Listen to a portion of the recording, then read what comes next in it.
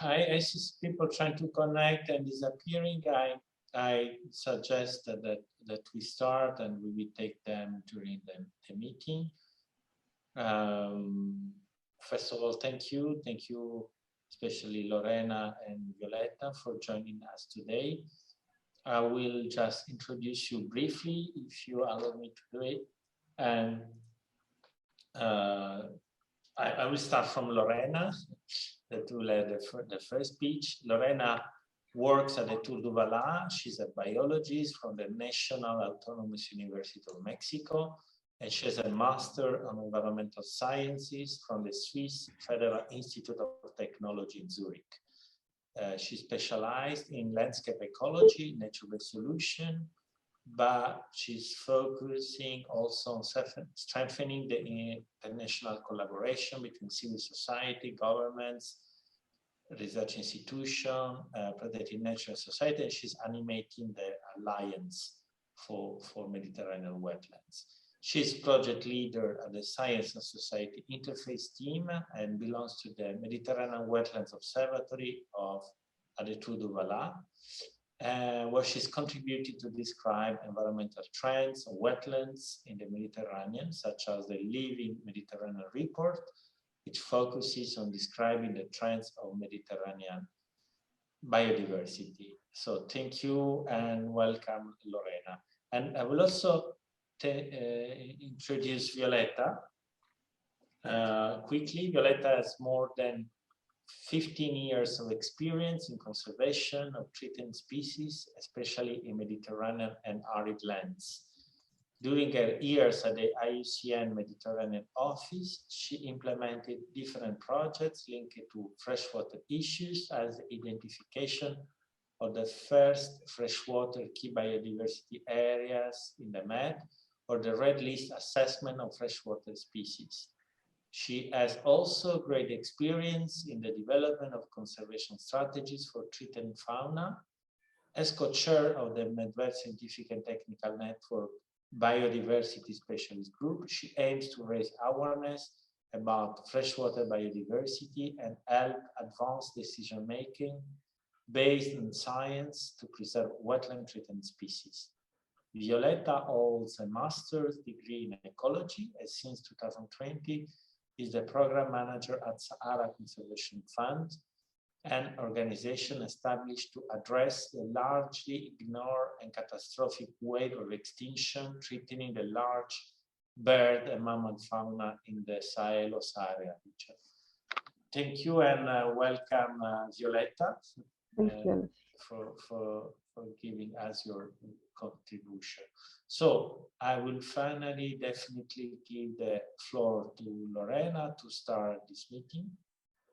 And I'll ask, of course, Sana to facilitate the meeting and also to get the questions from the participants. Yeah, before we're going to Lorena, can we introduce the agenda of the day?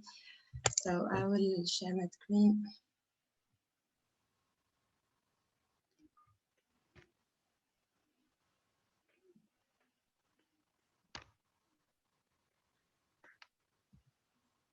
Okay.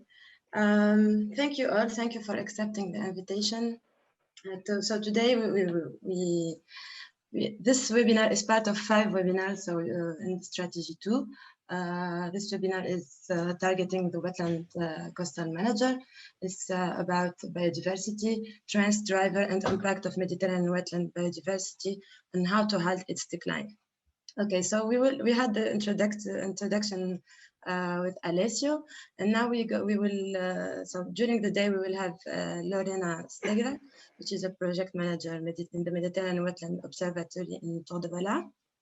She will have a presentation about the Living Mediterranean Report, recent trends in Mediterranean biodiversity and which solution to reverse its decline. And then we will have discussions before the coffee break, and then we will go directly to Violetta Barrios, we will have a presentation about invasive alien species in the Mediterranean wetlands. And then we will have short discussion and we will close our webinar. And I pass the floor to Lorena. Thank you, Sana. Thank you very much. And thank you very much, Alessio, for this invitation. I'll be happy to present the results of the report. So, yes.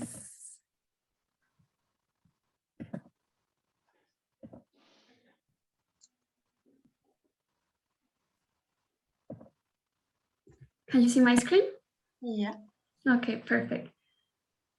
Yeah, so again, thank you for this invitation. I'm happy to present this report that shows the recent trends in the Mediterranean biodiversity and can inspire us with solutions that can help to prevent the big decline.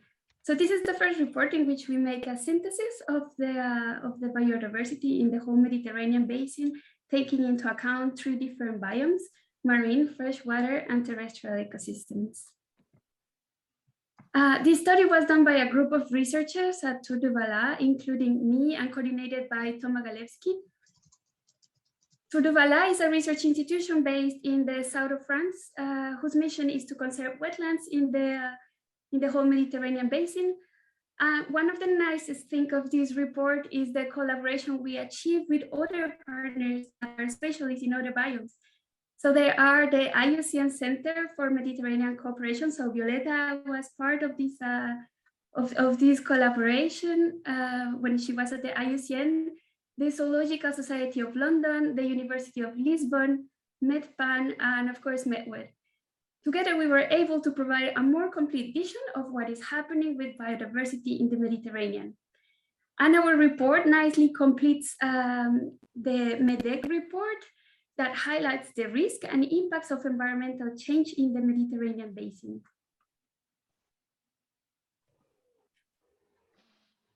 So talking about our hotspot, the Mediterranean. So the Mediterranean is one of the most geologically, biologically, and culturally complex region in the world, and the only example of a large sea that is surrounded by 3 different continents: Africa, Europe, and Asia. It is one of the 36 recognized hotspots in the world, defined as biogeographical regions that contains a very high rate of endemism. That means species that cannot be found anywhere else apart of this region, and that have been also seriously degraded, resulting in sensitive areas for biodiversity in which we need to concentrate and put more efforts on conservation. In particular, this hotspot is very important for vascular plants.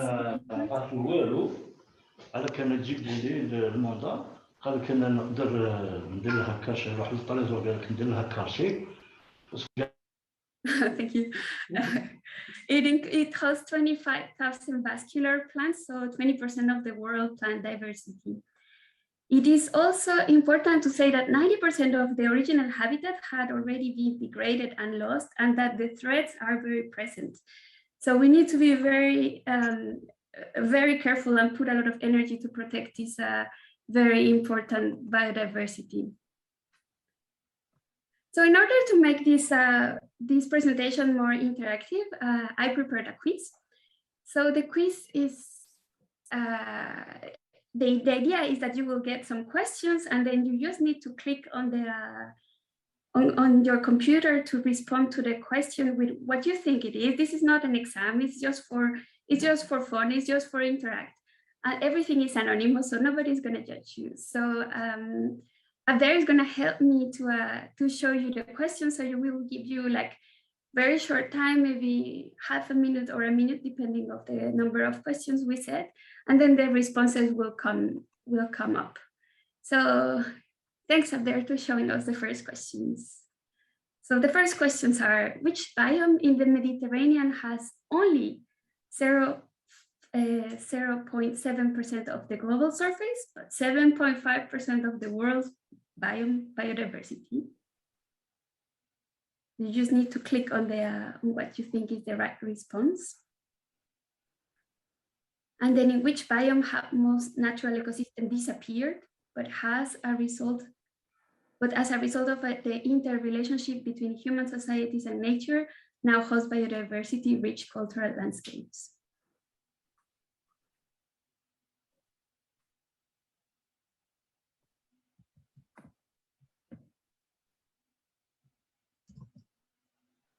Yes, and the third question I saw. Okay.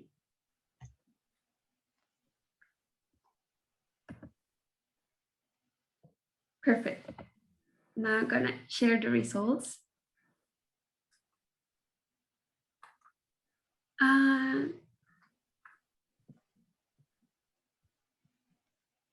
I can see what you responded. So the first one was freshwater, and the second one also freshwater, and for the third one, freshwater and terrestrial. Almost.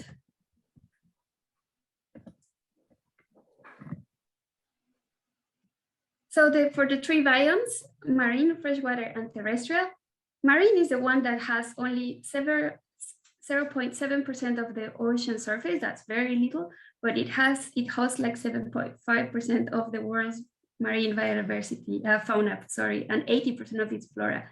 So it's very rich. For the freshwater ecosystem includes only a tiny portion of the Mediterranean, only 2%, but it hosts 35% of all Mediterranean species and a high number of endemism. That means that the freshwater is really a crucial biome to protect.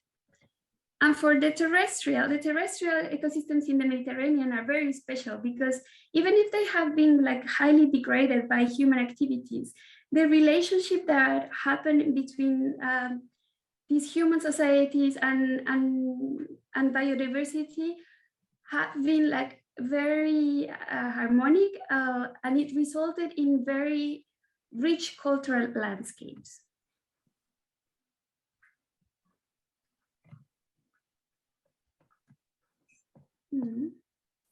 Okay, let's talk about the Living Planet report. So in order to estimate the changes in biodiversity, we use the Living Planet Index.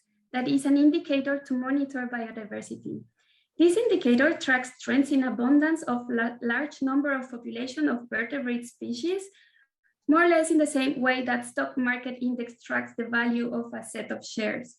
This method was developed at the Zoological Society of London, and it's being very much used by WWF with their the Living Planet Index that they publish frequently. This index is highly recognized and was used, for example, by the Convention on Biological Diversity to track the progress on the Aichi biodiversity targets. So the index gives the mean trend in abundance change for vertebrate population. We use population counts published in journals and held in scientific databases. So after 18 months of research and collecting all this data, we tracked more than 80,000 populations for 775 vertebrate species. That means 26% of all species in the region. So that was really a big work of data collection, cleaning, and analysis. And and the results are not very optimistic. So we obtained a decrease of 20% of species population over the last 23 years. And we started in 1993. So after 1 year after the implementation of the agreements made in the Earth Summit at Rio in 1992, where countries engaged really to protect biodiversity. So the whole result means that animal population have lost an average of 1/5 of the population size that was from 1990s. And it is important to mention that our samples weren't completely homogeneous because we account for more data from bird species than, for example, for reptiles. And this is only because of the tendencies of research. So there are more data for some species, but we use a weighting system to level up the populations and obtain a balanced representativeness of the taxonomic groups per biome in the equation. So this means we try to give the weight, yes, exactly, to level up the results.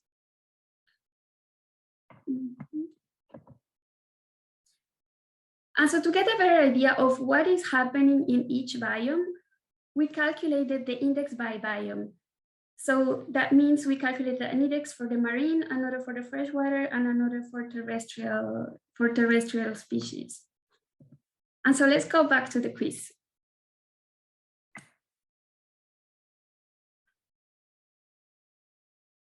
Up there?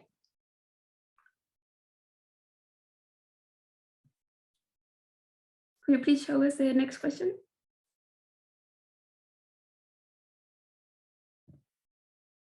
Up there? Yes, it is. It's loading. Usually. Okay. No problem. So the first question is, in which biome has there been the worst decrease in biodiversity?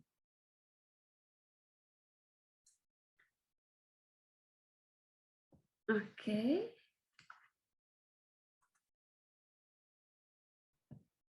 And then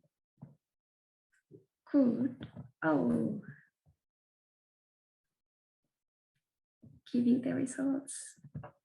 So most of you said freshwater, but in reality it's being marine ecosystems, but also freshwater. So marine is very dramatic. It was 52% of decrease, and for freshwater, 28%. So in the marine water ecosystem, what happened is that the decline of fish population is very high, both on the sea and in coastal wetlands. The good news is that seabirds are stable and some turtles are also on increase. When we talk about the freshwater species, the decrease is around 28%. So what is slightly less dramatic than the marine freshwater, but the big problem with the freshwater species is that there are a lot of endemic species. So that means if we lose the species that there are in the freshwater ecosystems in the Mediterranean, we will lose them in the whole world.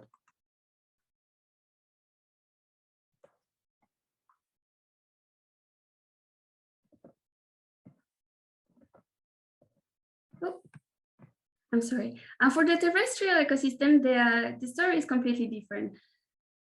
So we had an increase of 46% of species, population, sorry, but the problem with this index is that 60% of data comes from Western Europe, and we cannot assume that that's like a good trend for the whole Mediterranean. So populations in terrestrial ecosystem increased by this 46% in average, but this is mostly driven by the recovery of forest and mountain birds and mammals, including raptors and ungulates. Nevertheless, it's only on the data from the Western Europe. And we also calculated the index for farmland species. And in agricultural areas, the trend is not positive, the trend is negative. In addition, we didn't have enough data for reptiles and amphibians. So our database was poorly represented by this taxa. And for the terrestrial ecosystem, we can say that it's also depending on the species, even in the Western Europe, we have like higher trends for even-toed ungulates, such as bovids and cervids, rodents as well, and lagomorphs or hares, for example, they are increasing, while carnivores and bats are declining. So this is just the average, but it doesn't mean that every group is going well. Not every group is going bad. And again, the birds are doing well.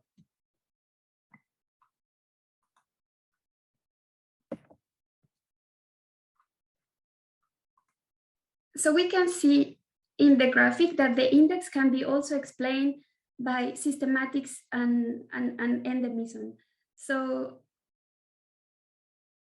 we obtain that birds are increasing by 30%, and that could be also because of the bird directive, the bird European directive. And fish are like dramatically decreasing. Here we can see that it's by 52%. And in this graph, we can see that there are bold colors. And for these bold colors mean that we are sure of these results. For mammals, reptiles, and amphibians, we consider that we don't have enough data. But we have we can show the trend that we obtain. So mammals increasing, reptiles increasing, and amphibians decreasing. We obtain very worrying trends for endemic species. This is 37% of decrease. As mentioned before, 1/3 of the species living in the Mediterranean are endemic. So this is something we need to take in account to put more energy on the protection of those species.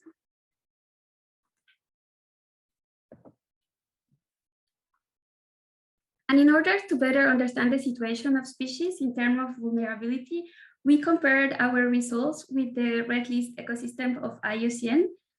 So there is a Mediterranean Red List initiative coordinated by our partners of IUCN Center for the Mediterranean Cooperation, where they describe more than 7,000 species assessment for the Med region since 2006. And then, so we could see a part of the trends, like which part of the species are like highly threatened, vulnerable, or really in risk of extinction. So that help us to have a better understanding of where do we need to put most of the conservation efforts. So again, questions for you. Okay.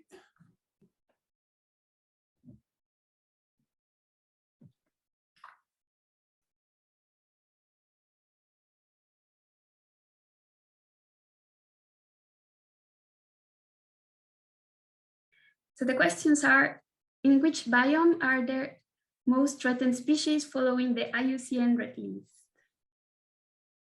And the second one, which biome has the highest number of endemic species? Okay.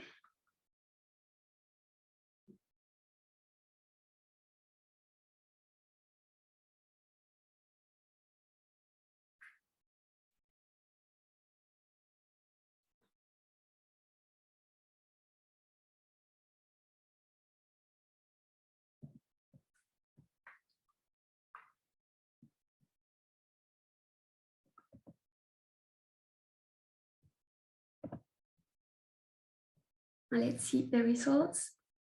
Well, marine and freshwater, both for the first question.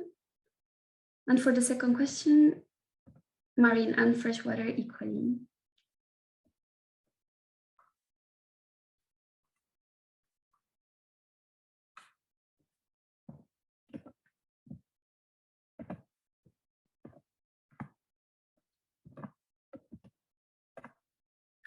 So we obtained that 36% of freshwater species in the Mediterranean are endangered, followed by 25% of terrestrial. And as I explained before, it's mostly due to agricultural practices, to intensive agricultural practices.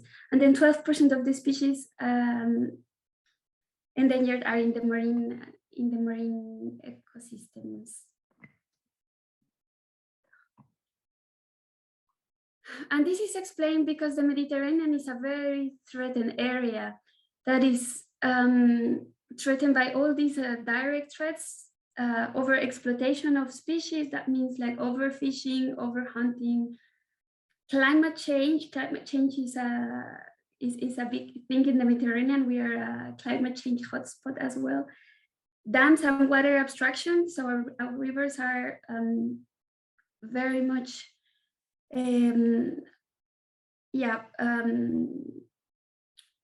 with obstacles of dams, and species cannot cross as they should cross normally, or should move.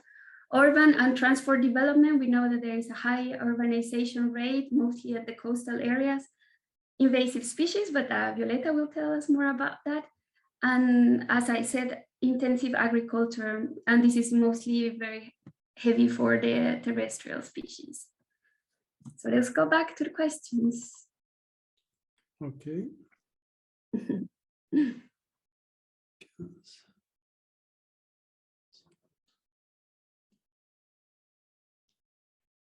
Thank you. So the questions are, what are the main threats to marine biodiversity in the Mediterranean? And here you have a high list of, like the whole list of different threats.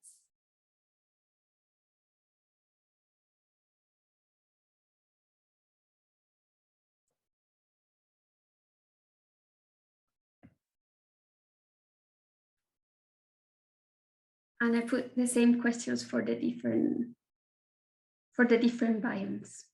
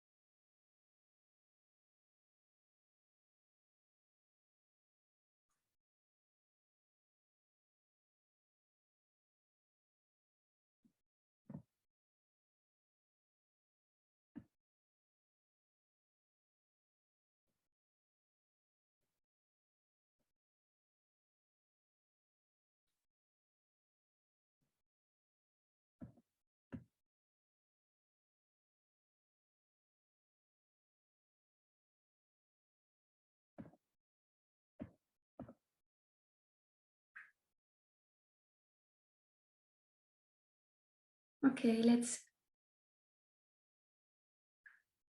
wait a little bit because this is a bit more complicated.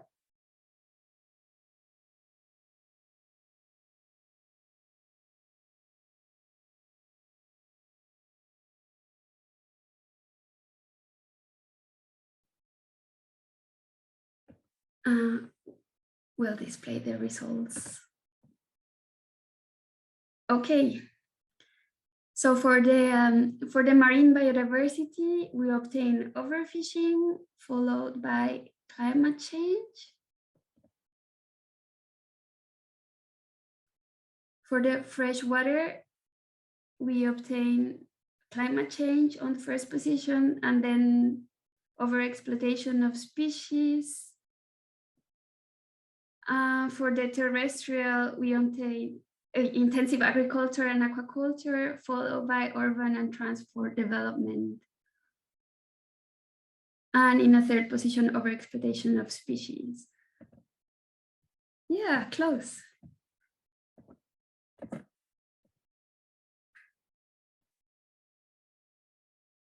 Okay, so for the marine, what we obtain is mostly overexploitation of species. So that means overfishing and bycatch.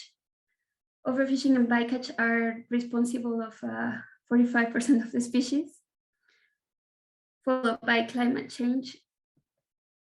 And the consequences of these are also indirect economic and policy drivers, meaning that if we modify regulation, we might improve these trends. For the freshwater ecosystems, bad management of water resources, especially dams and water abstraction. So the fact that the rivers cannot flow freely as they used to flow, it's being like a big threat for biodiversity. And this is followed by climate change and intensive agriculture and aquaculture. And for the terrestrial species, we have, yeah, exactly, you all answered right, is intensive agriculture, followed by climate change. So in all biomes, we saw more or less the importance of climate change and urbanization trends in addition to intensive agriculture as threats for all the species.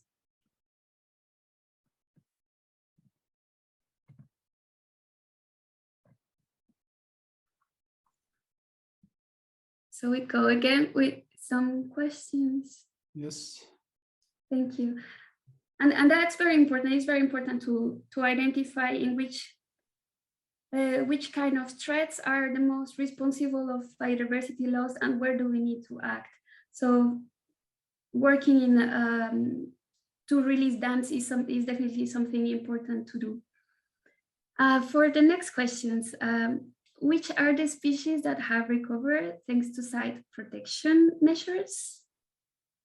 Let's talk about good trends.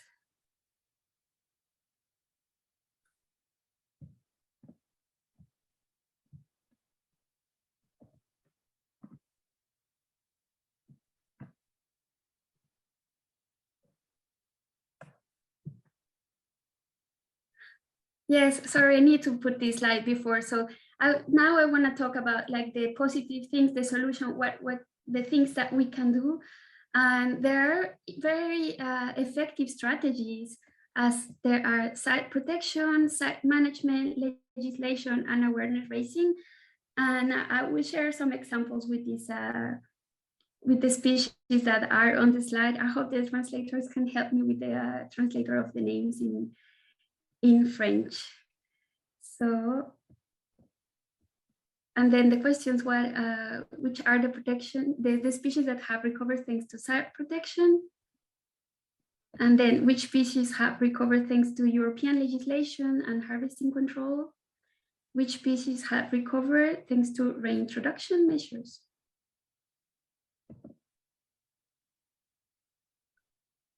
Okay, and the responses were site protection, monk seal and great egret, also loggerhead sea turtle and Iberian lynx.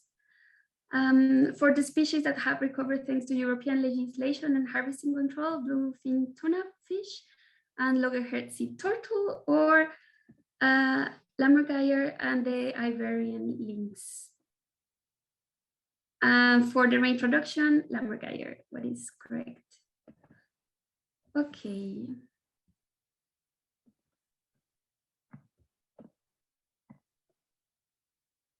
And so for site protection, a good example is the loggerhead sea turtle, so careta turtle. And so these species have recovered thanks to the protection of the areas where they are laying their eggs, so the coastal areas. And that has helped to have a higher number of survival of the babies that are protected from the laying time till the time where they go to the beach. Inside the sea is a different story, but at least this protecting the area where they are laying their eggs have helped a lot. For the site management, we have, for example, the Iberian lynx. So the lynx was very much threatened by the lack of food, and that happened because they feed mostly from rabbits, and the rabbit was the rabbit population was sick of some diseases that human introduced. And the strategy that they made was to reintroduce a vaccinated rabbit that didn't have like the diseases, and let the rabbit population get more stable, and also to provide refuge areas. So the managers, they recreated refuge areas for the lynx and provided the food that they used to have, so that these rabbits that are vaccinated and don't have the diseases. And the Iberian lynx could recover in terms of population, in their population size. So what is very nice. In terms of legislation, we have the example of the great egret. So the egret was very much threatened and in a very bad state.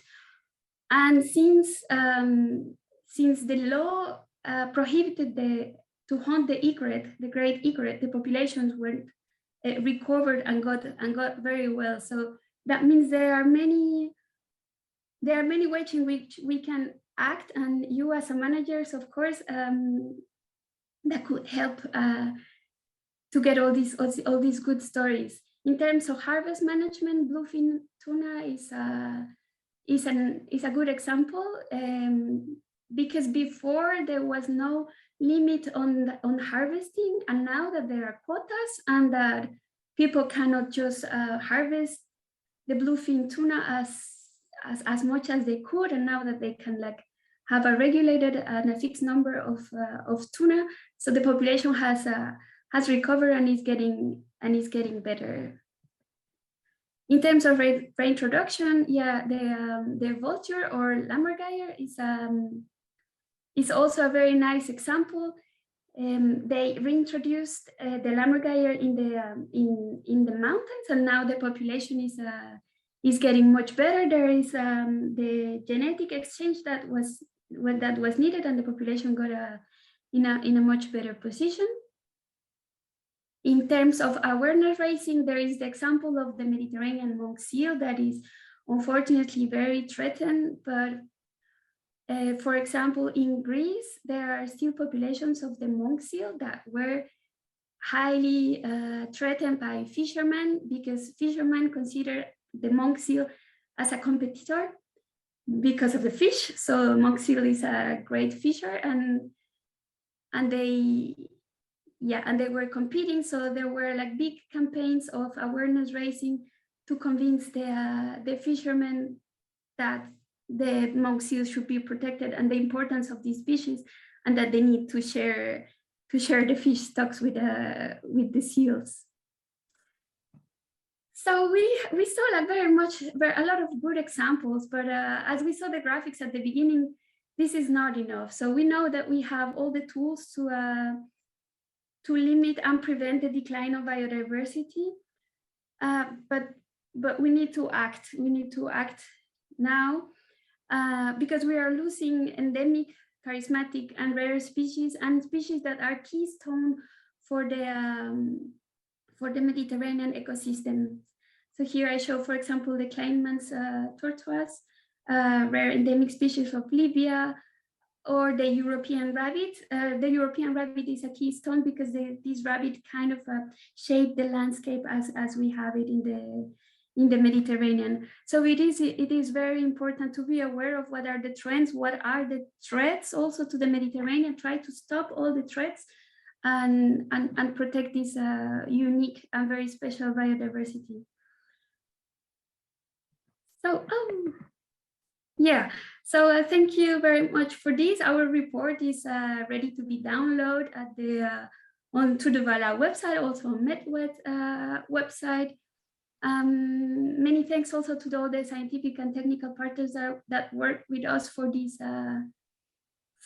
study, and also to the partners who have financed this report. Thank you very much for your attention, for playing the game of the quiz, and I'm happy to answer questions if you have some of them. Thank you, Lorena. Thank you for this very rich and dynamic presentation. The floor is open for questions. We have 15 minutes. Question, suggestion, thoughts? Yeah, any kind of comment will be welcome. I'm seeing a comment from Anna Giordano in the chat. Yeah, I saw a comment from Anna. Anna, can you share with us the comment you wrote on the discussion chat? Yes, absolutely. I think that, well, from my observation in Sicily, too many wrong things happen in environment. And I noted increasing negative effect by the use of water on the mainland, on the terrestrial habitat, that will that never arrive in the sea. I know that this, of course, everybody has a personal experience, so I say maybe nothing of new.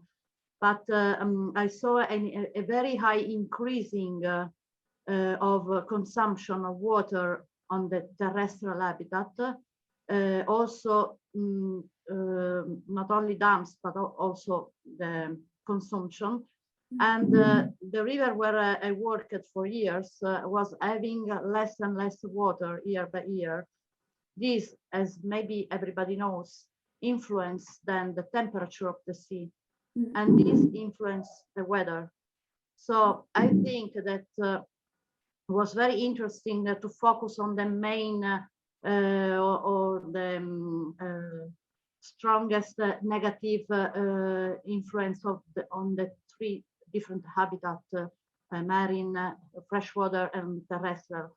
But I think that we must focus on the sum, I don't know how to say in English, of each fact is happening that is linked with the rest. I make another example, the consumption of soil. Of course, also this is influencing. Another example, the fire, there was the slide of the with the picture of the fire. Well, it is absolutely a great problem. Then there is the problem that in many regions in Italy, not all, but in many, there is not enough ability and will to contrast the fire.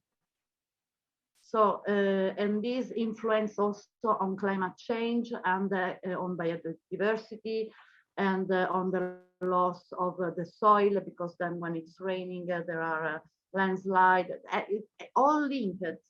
And it's very, I think it can be very dangerous to focus only on some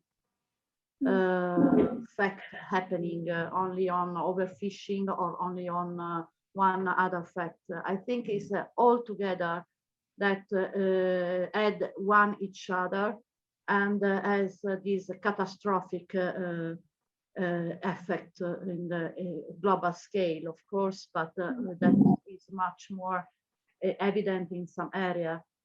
Just only the last example, and then I think that everybody knows anyway what I'm telling.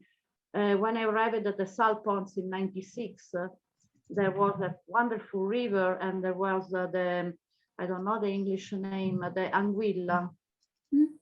Okay. Anguilla. It was one of the things, the first thing I did was to stop the illegal fishing of anguilla.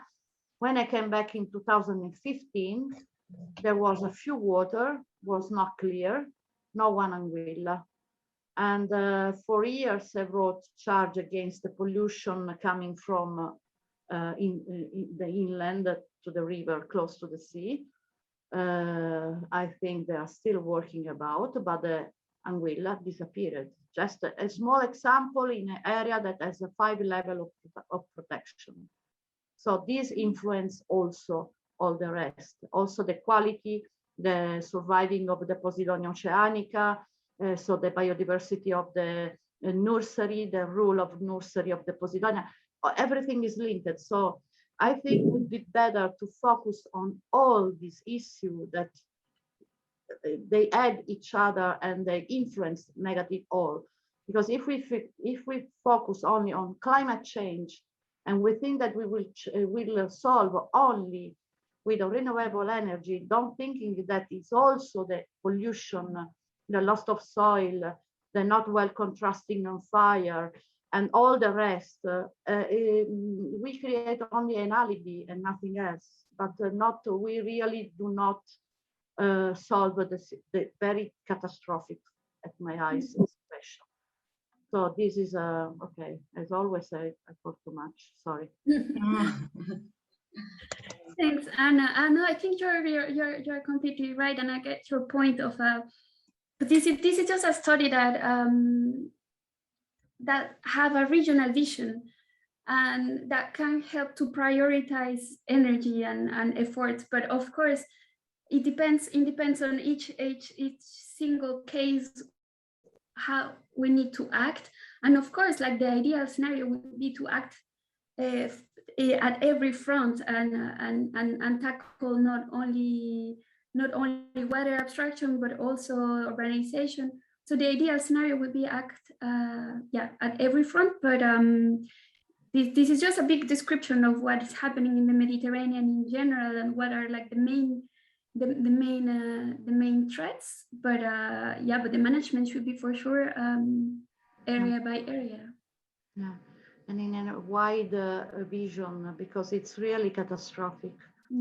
I touch it with my hand with every kind of law that protects that piece of land, and the absolute how can I say in English, impotenza, to be the frustration to don't solve the problem because the law take a long time to be applied, police forces are not enough, it's not clear exactly who must investigate. So it's a very complicated, and I think if everything wrong, not everything, but if many things wrong happen in a place that has a 5 level of protection, what is happening around? And really, we did a big effort in trying to defend, but every day is a problem, a continuum erosion of the quality of the environment under every profile. And so it's a very, I'm really very worried, and I started 40 years ago, but I think in the last years, the situation is going to be worse. There is much more attention on environment, but there is also a lot of hypocrisy from many governments in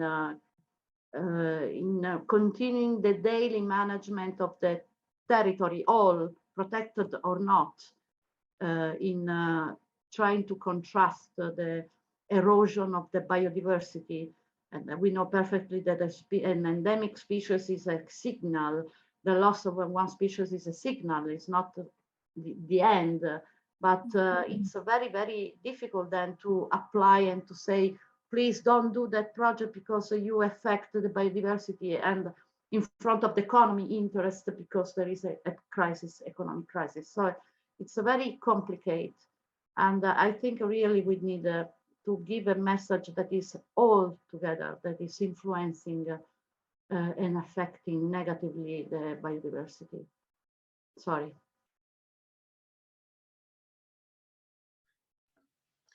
Any other questions?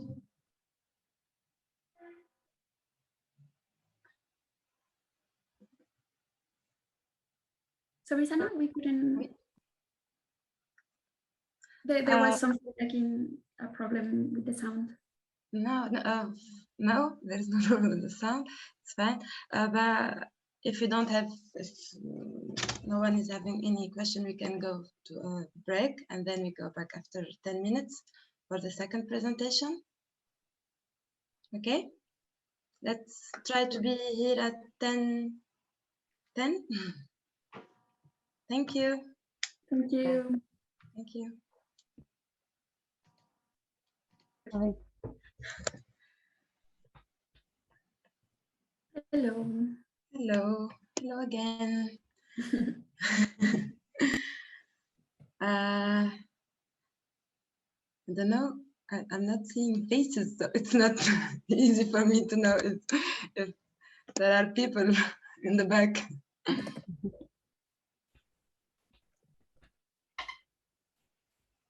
Est-ce que vous êtes tous là? Oh, okay. So we'll try to finish earlier because we have this 10 minutes of difference. So now I will invite Violeta Barrios, who is the program manager in the Sahara Conservation Fund. And she will have a presentation about invasive alien species in the Mediterranean wetlands. The floor is yours, Violeta. Try to share the screen.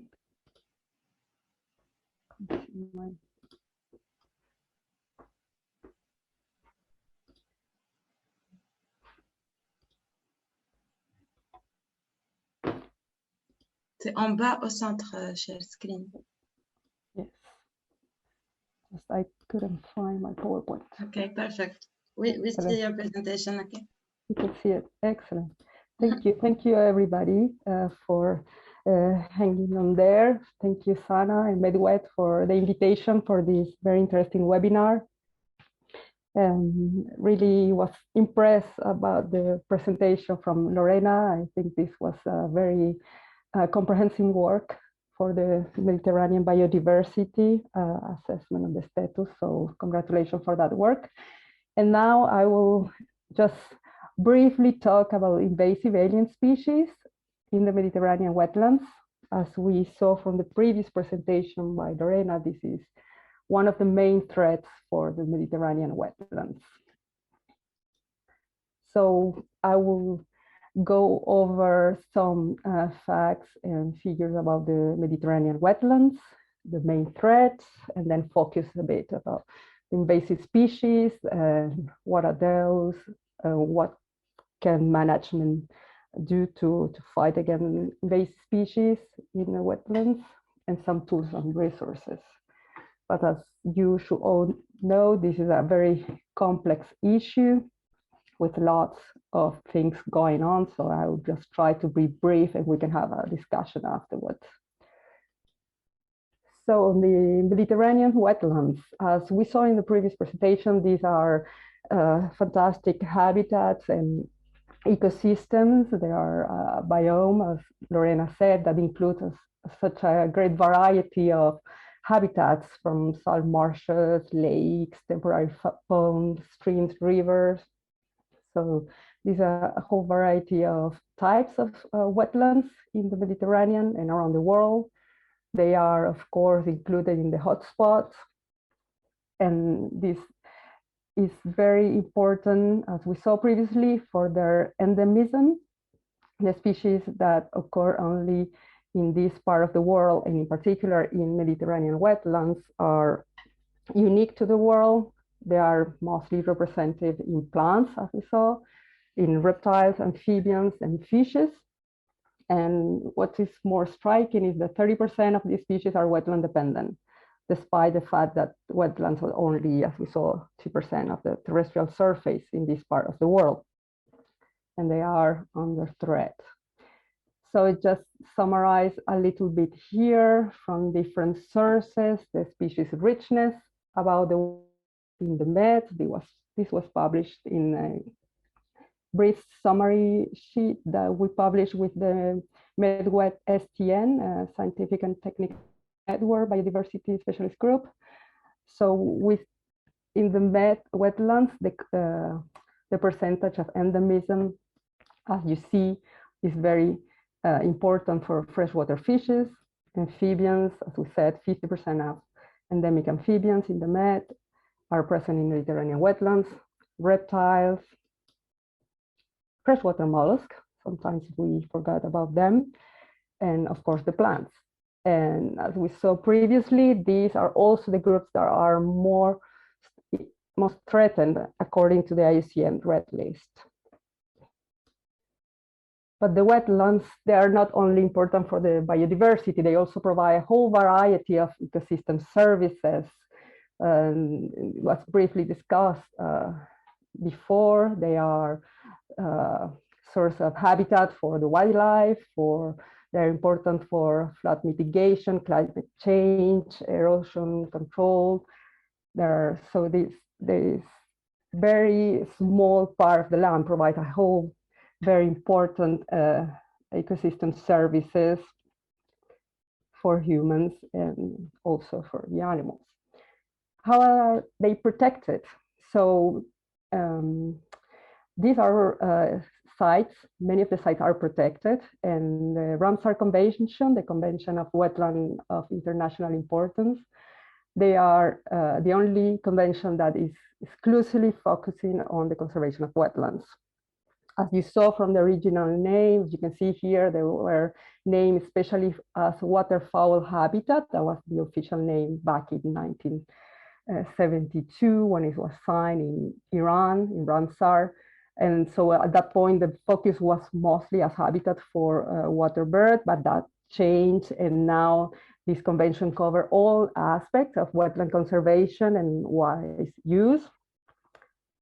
So as some other convention is no regulatory regime and has no punitive sanctions, but there is a treaty that has been signed by 150 contracting parties. There are over 2,300 sites in the world and 425 sites in the Mediterranean. So the Mediterranean is really important in terms of contribution to the Ramsar Convention. There are also other legal instruments that protect the wetlands, as the African Eurasian Migratory Waterbirds Agreement that is under the Convention of Migratory Species that calls also to preserve these wetlands because of habitats for the birds. UNESCO Convention on Natural and Cultural Sites works with Ramsar to have sites that are also labeled as UNESCO sites that include wetlands. The Barcelona Convention with the regional frameworks on the protocols also covers the protection of the coastal wetlands. And in the European context, the Natura 2000 network of protected areas provides protection for around 75% of wetlands in the EU. So I guess that in terms of protection, there are instruments that protect the wetlands in the Med. Well, for the threats, we saw before the threat on Mediterranean biodiversity. If we consider the wetlands, I think in the past they were long considered hostile to be habitat for diseases, so they were cleans, they were drainage of the wetlands. Of course, they were converted into agricultural land, industrial land, and urban sites. And studies were published that more than 50% of Mediterranean wetlands have disappeared during the 20th century. And so the threats today's threats are continuing to be the intensification of agriculture, water management, climate change, and the introduction of new species. And it's on this last one that we will focus now, but as it was very interesting, the comments before, that all these threats, they occur in a complex way. They are not isolated one from the other. So, but we will just focus on one of them today. So if we try to define invasive alien species, here I took the definition from the IUCN Invasive Species Specialist Group that says that they are animals, plants, or other organisms introduced by man into places out of their natural range. And they become established, they disperse, and they generate a negative impact on the local ecosystem and species, and I will add also well-being and livelihoods. But of course, many denominations exist, and maybe you work with other ones, but normally they are linked to these definitions. There are also other names. We sometimes talk about exotic species, alloctonous species, introduced, non-native, alien taxa. So, but here I would just use invasive alien species as a general for all these kind of different denominations. So the invasive alien species, they are present also in other conventions and instruments as the SDG, the Sustainable Development Goals, on target 15.8. It calls for prevention and eradication of invasive species. The Ramsar Strategic Plan also includes invasive species on its strategic goal 1 and target 4. So they are a concern that is on different levels at worldwide on the conservation agenda, let's say. So here we have a picture of different examples of invasive species that are present in the region. As you see, we can have plants as the Hottentot fig, Carpobrutus edulis. We have reptiles, mammals, fish. So they are just different wide type of taxa that can become invasive in the region.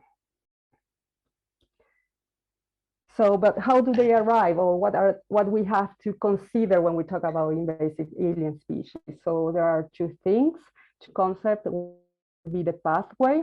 So that's the way in which the species will reach the ecosystem outside of this range. There are different types, depending on the author or what you work with. They can be different types of pathway. Here I will show you 6 types, and the vector. So the vector will always be associated on the pathway, and is mostly how we are involved or the motivation for the invasive species to arrive. So I will show you here one of these kind of graphic that you can find. So where we have classed the degree of human intervention, as we saw in the definition, for the invasive species, there is a human component on the movement of the species. We are not talking about natural dispersal of species. So we have the less degree of intervention of the human will be on 8, or the corridor, or we say the more accidental of this, and the more there is an intervention is the release. So if there is a deliberate intent to release the species, for example, we release some kind of species for fish, for a sporting fish into a lake, or we have some biological control agent that is from species that then become invasive. So, and then we have the vectors. So that's why it was released. For example, as we say, we release a fish to a lake, and the vector would be for hunting or for sport fishing. So what motivated this release? And these are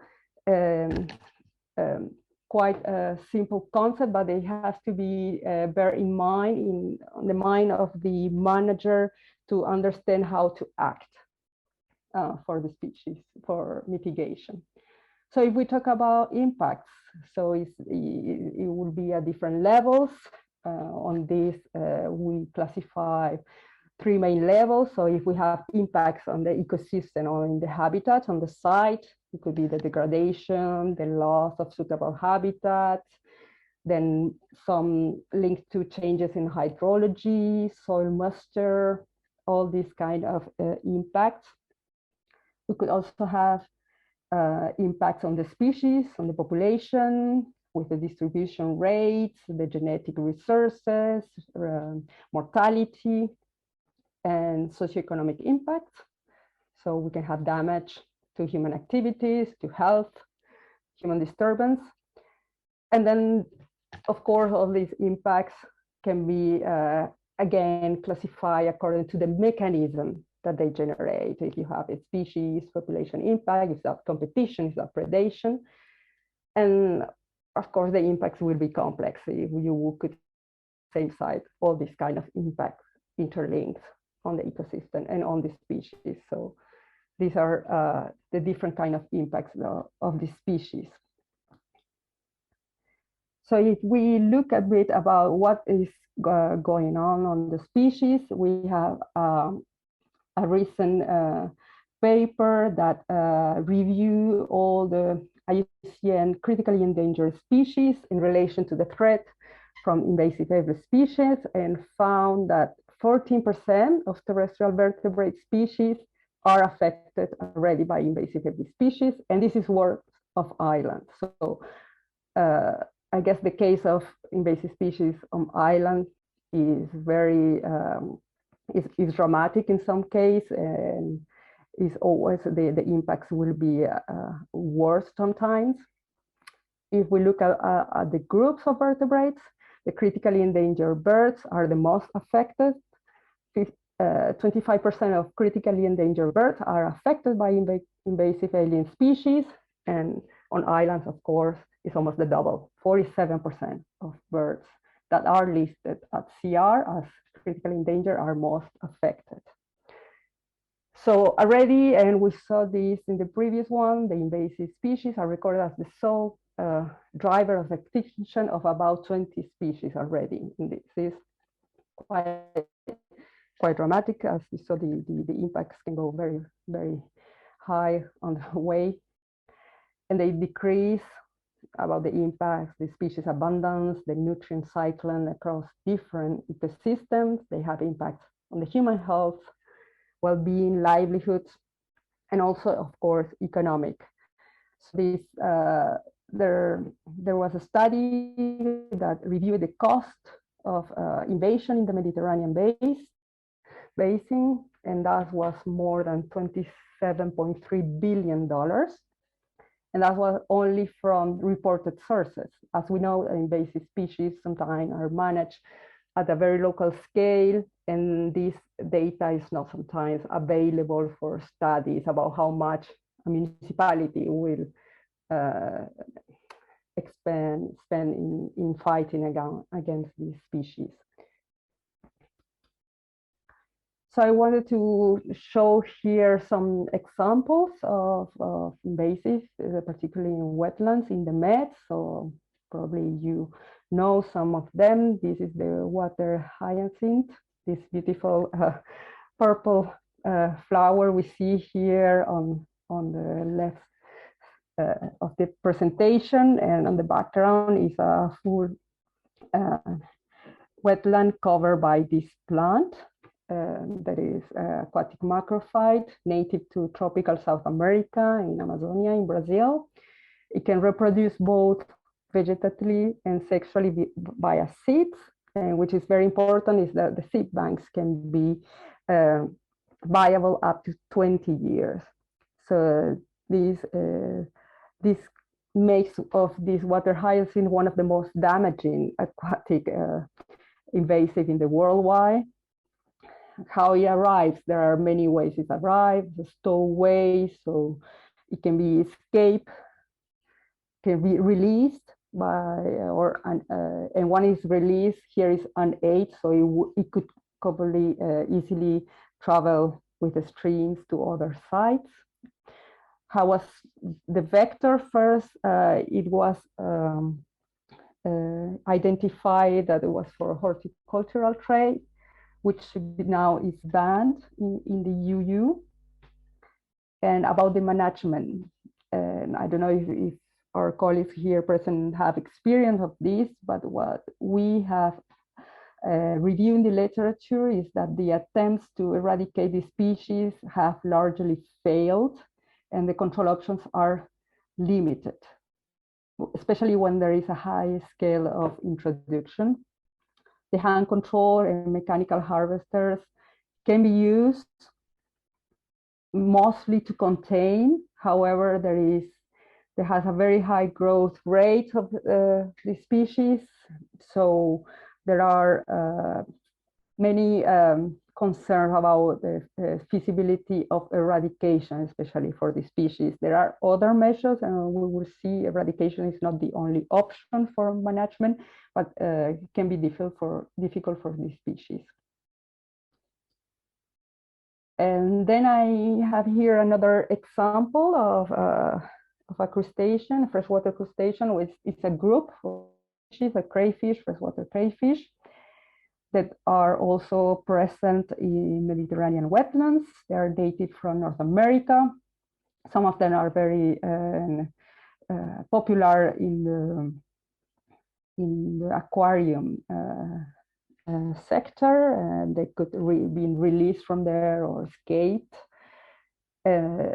So they sometimes could be introduced for fish reserves, and once they're established, they just disperse everywhere. They outcompete the native species, and eradication sometimes can be possible, they say, in restricted areas.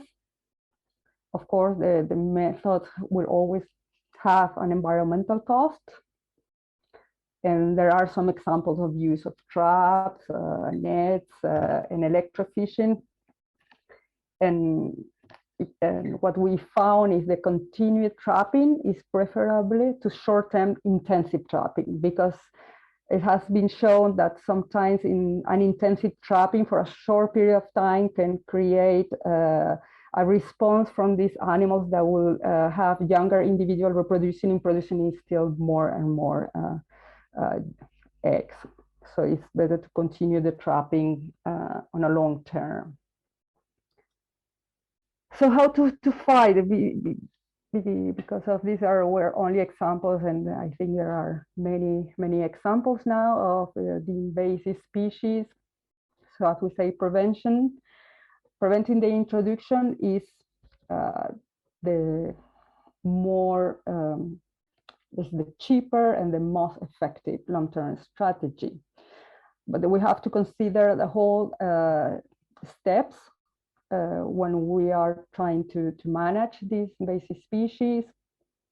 So we mentioned early warning when we have an introduction established and is detected, and then these are total eradication when it's only possible, also sometimes when, depending on the species and the site, when the species is just arrived. But we saw from the experience that sometimes management is focused on control and eradication rather than early warning and prevention. So how to select a management goal for a species or a site? When we have decided and identified the species, the invasive species, and the pathway we want to work on, how to choose, how do we choose about them? Is our objective to eradicate completely the species from one side? Is that even possible? What are the costs? Or is the species already so widespread and established that we could just only focus on the impacts? So all these type of questions that the management have, they will lead us of choices of management goal, which are linked but are not exactly the same as management technique. For example, chemical control could be a management technique that could be used for eradication from some species, or for population control for other. And these are management goals completely different. Eradication is completely different than management, population control. So this will follow a hierarchical approach when we try to identify our priorities. As we said before, here we propose, there are some guidelines that propose 6 steps. From the first one would be prevention and eradication. Third priority would be the permanent reduction in population size or in the impact of the species. The containment when eradication or reduction of the impact are not possible. And just the last resort are the long-term management and the mitigation of the impact of the species. So invasive species management in general will need now to shift the emphasis from long-term control that has been doing for years towards prevention and eradication and biological control, which are much more efficient and allow more problems to be dealt with a restricted budget.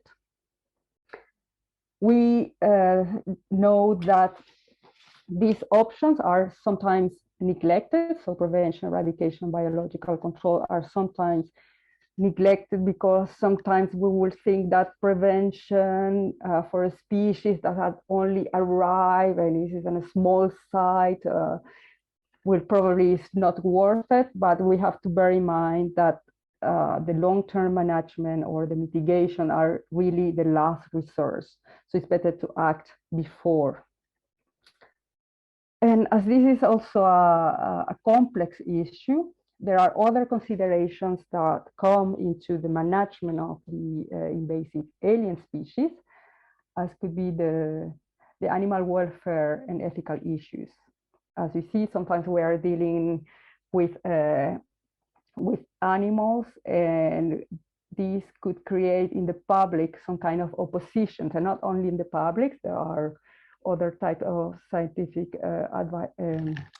personalities that will advise against the killing of animals, because as we say, dealing with invasive species will sometimes have to be deal with the killing of animals. So there are considerations of animal welfare, and even if the more humane treatment is conducting for eradications, managers still will have to face ethical issues, like is the number of animals killed justify for the conservation benefit? So this has to be very clear, and it's good to engage with the relevant stakeholders to be back up about these kind of issues. There are some guidance about non-lethal measures to eradicate or manage the vertebrates. For example, the European Union is working on some guidelines about the humaneness of treatment of these animals. Another consideration that can be the commercial use of invasive species, which is not recommendable to base the control of the species on an income generator that will only benefit, for example, one side of a community or one sector of a population. So unless there are no, then we'll have to deal also with the national law and legislation about the use. In some countries, for example, it is not possible legal to sell or to have economical activity with these invasive species. So I will now just talk about some tools that exist. There is a whole variety of tools about the invasive species. And the first one is called ICAT. Is the IUCN Environmental Impact Classification for Alien Taxa. So this is a new standard that was launched in September 2020 to classify the severity and the type of impact that are caused by the invasive alien species. So it will help identify priority invasive species to address at some geographical level. It can be used at the global level, at regional or local level. And you will have the 5 categories here. So the species will be classified of minimal concern, minor, moderate, major, or massive impact, depending on the magnitude of the impact on the environmental impact that is causing or has been proved to cause. And if the species is listed under one of the 3 major categories, massive, major, or moderate, it will be considered to be harmful. So these classifications will then be posted on the IUCN Global Invasive Species database. I will show you. So this is a screen up, back. This is a screenshot of the Global Invasive Species database where the assessment of the species following this new standard will be published. And now you can also have a lot of information on the species on this website about invasive species, and that is gathered especially by the IUCN Invasive Species Specialist Group. There has also been a mobile app on the invasive alien species for Europe. It was developed by the Joint Research Center especially for citizen science. As we saw, early warning prevention is one of the key steps. So this will allow people, all kind of public, to professionals, amateur, to share and to receive information about invasive species. The data that is collected here then goes to the Joint Research Center for validation with the experts. So the citizens can also contribute. There is also this website about the European Alien Species Information Network that is mainly, this main aim, the objective is to give information about alien species in Europe and support the regulation. Now, as you say, there are, I think now we are at 66 invasive alien species of union concern. So it's mainly focused also on the following of this. And this is a story map we developed with the Scientific and Technical Network from MedWet and the Biodiversity Specialist Group. And if you go to this website here below, there is also a zoom on the interaction and the impacts in the Mediterranean wetlands. So many of the things that you see in this presentation also come from there.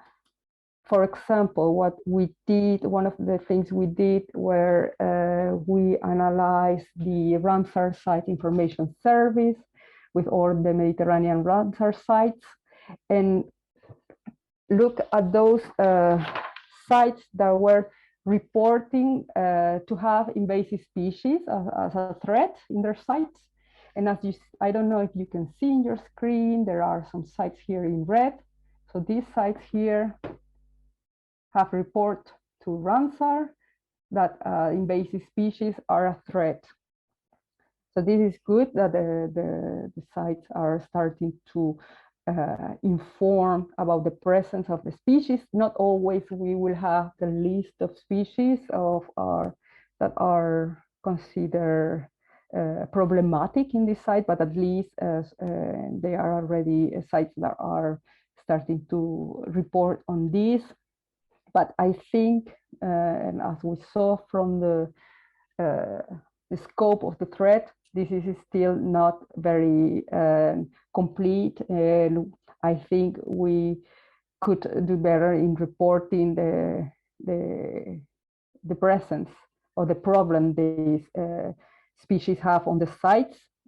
So to get more information is critical and can then translate to actions on the ground. I would also like to mention this site managers network that is starting to emerge with MedWet, and I think it will be very interesting also to have an exchange of practice, of knowledge about what is going on the different sites, and this network is supported by the MedWet Secretariat, and this was also one of the things that we highlighted on the story map. So this is mostly what I have here. I'm happy to exchange with you. As we said, this invasive alien species is a very complex issue with a lot of things going on, with a lot of sites working on different solutions. So this is just an overview of the theme in the Wetland. So thank you very much for your attention. Thank you, Violetta. Thank you. Thank you for, it was very rich. I learned a lot. And I have some questions, but I will first open the floor to the participants.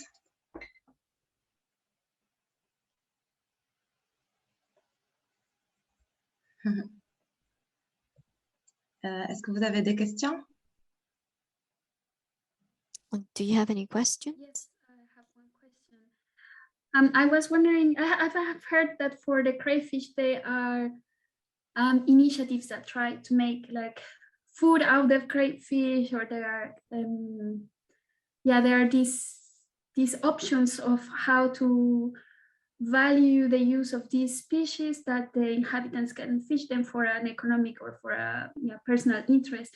Do you know if there are other like campaigns like this that could like provide solutions to the Yes, I think yes, it is very interesting. There are interesting initiatives about this.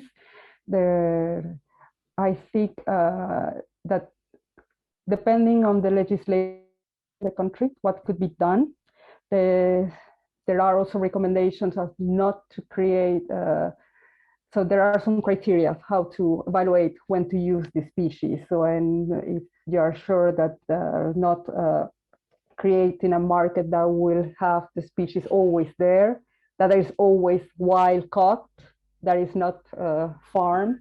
Yeah, okay. So there are some considerations for this, but I guess, for example, not in the Med, but in Florida, in the United States, with the lionfish. So there are not really many ways to control these fish, and they could be used in restaurants in some places. They can be fished. So, but yes, there are initiatives to, I don't know if the colleagues knows of someone, then it will depend on the regulations, if they allow to have commercial use. Sometimes you are allowed to take the species and have it for your personal, you can eat it, or something but not able to sell it. So those are more, I understand, at a national level legislation. Thank you. Any other question?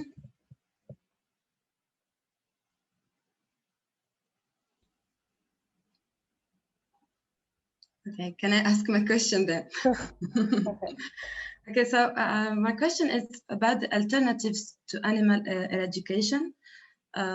What are the alternatives that you know or you heard about? And because, for example, in Tunisia, we had a species of crabs.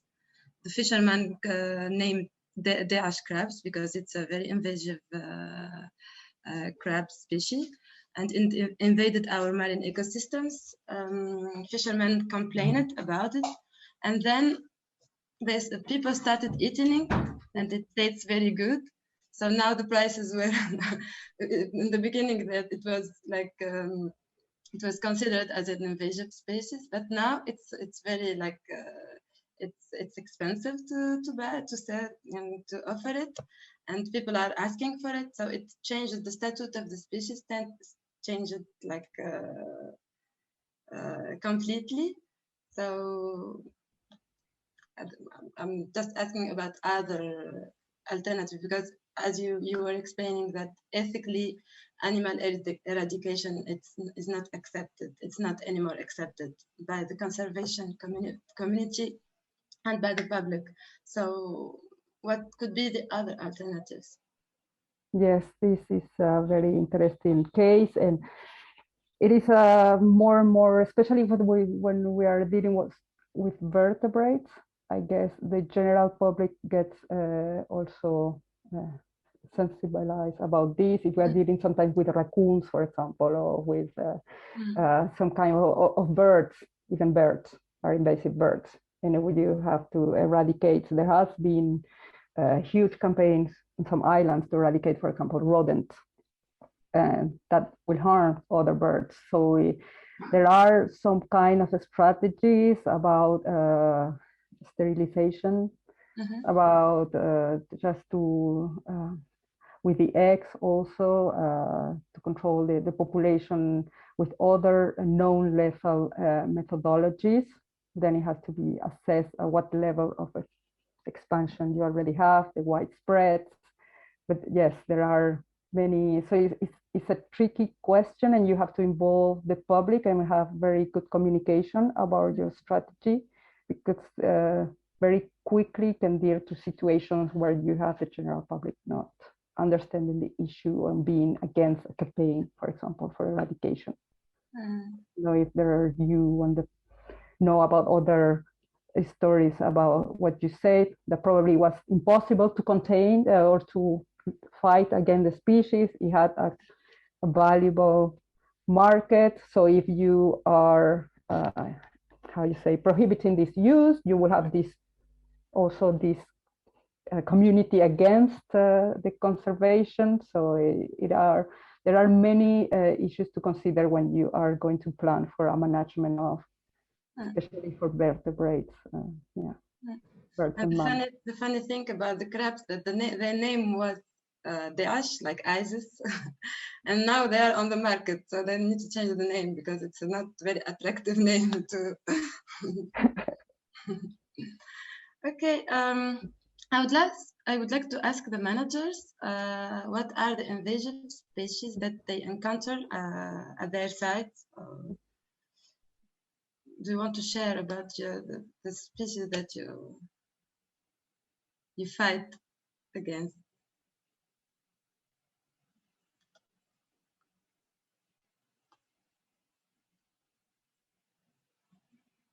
Peut-être Christian, est-ce que tu peux partager avec nous ce qui se Maybe passe à la Camargue? Christian, you can share with us what happens in your site.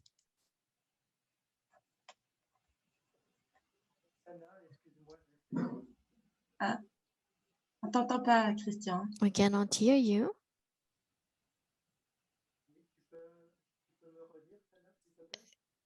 Can you repeat the question? Quelles sont les espèces invasives que Which vous are rencontrez à la Camargue? the invasive species that you find in your site? I'm sorry, I cannot hear well. Voilà, on peut pas t'entendre, Christian. La voix, elle est... The sound is very low. Can you hear me better now? No. No. Sorry. Non, encore pas. It's very low. It's very low.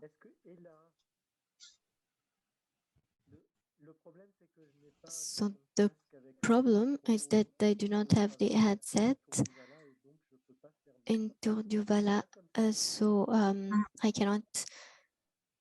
So the sound is not the best. Okay.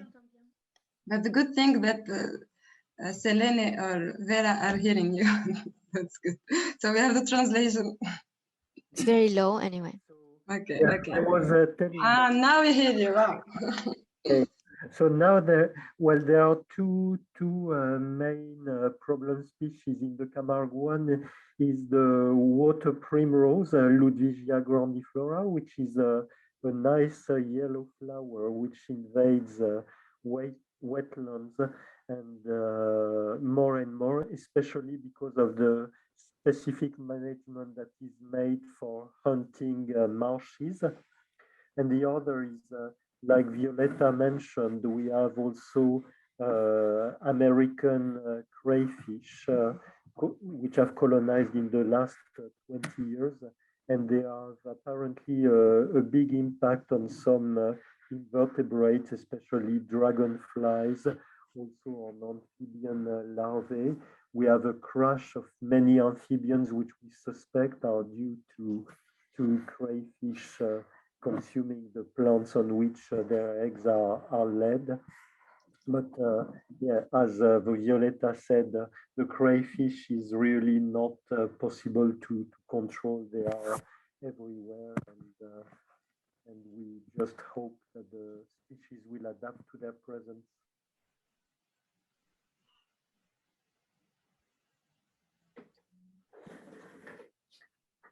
On t'a perdu encore, Christian. I lost you again.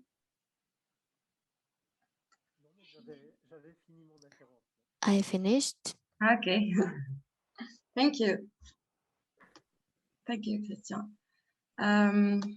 So Violetta, you mainly shared about the management system that we could do to fight against, but what could be the, let's say, the prevention that could be done in the before, like the management, like at the origin of the problem?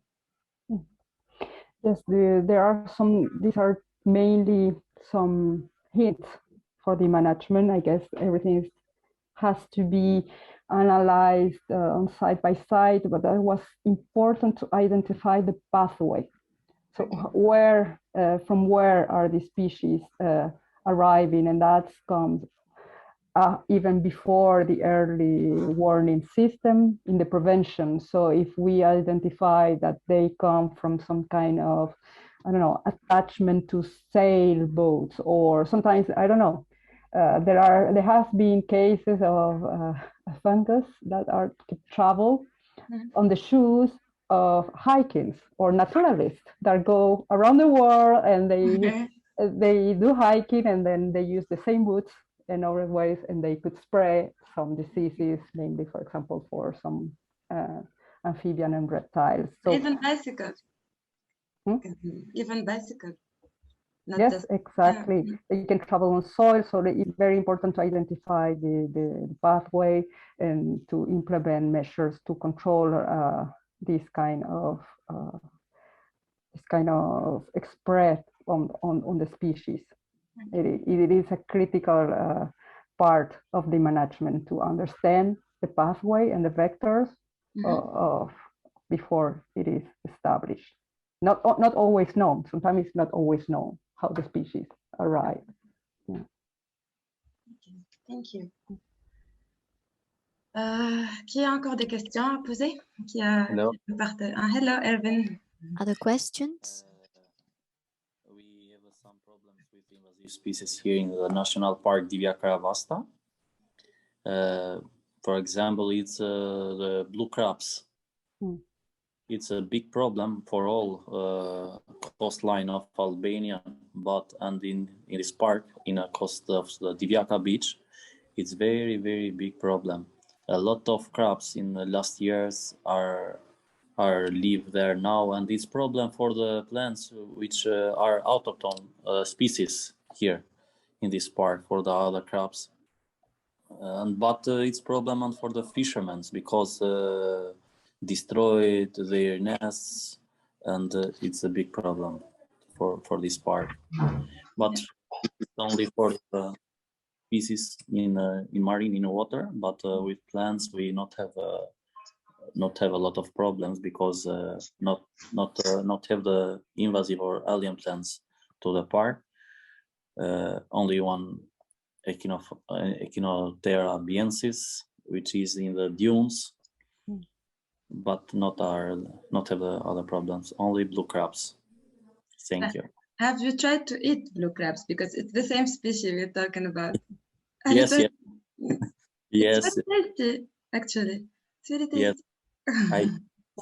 I know this, but 3 years ago in Valona in Vlora, there the people and the RAPA, the administration of protected areas in Vlora, make one activity with this theme to eat the blue crabs, but are a lot of not need or not eat the choose for this. Thank you. And do you implement any kind of management on these crabs? Excuse me? Do you implement some kind of management? Do they in place some kind of management for the blue crabs?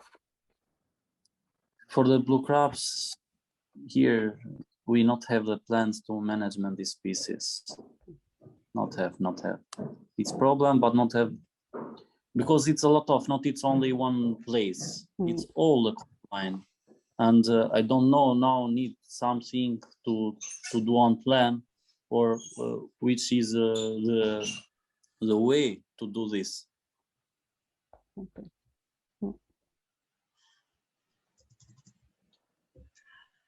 Okay.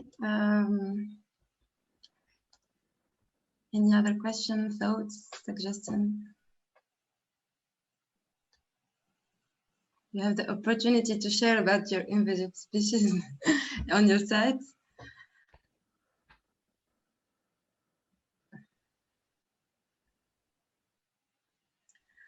Okay, I think we can finish the session. So it's yeah, I think we can finish, and we will finish earlier. I want to remind that this activity, part of the strategy 2, will deliver 3 other webinars till March 2022. And we will always try to pick top scientists and experts and to get for this wetland related issue on the Med. I would like to thank you all for being here. I would like to thank Lorena, Violeta, and all the participants, and also the interpreter. Thank you all, and hope to see you very soon. And before we finish, I will ask you to open your camera so we take a group photo.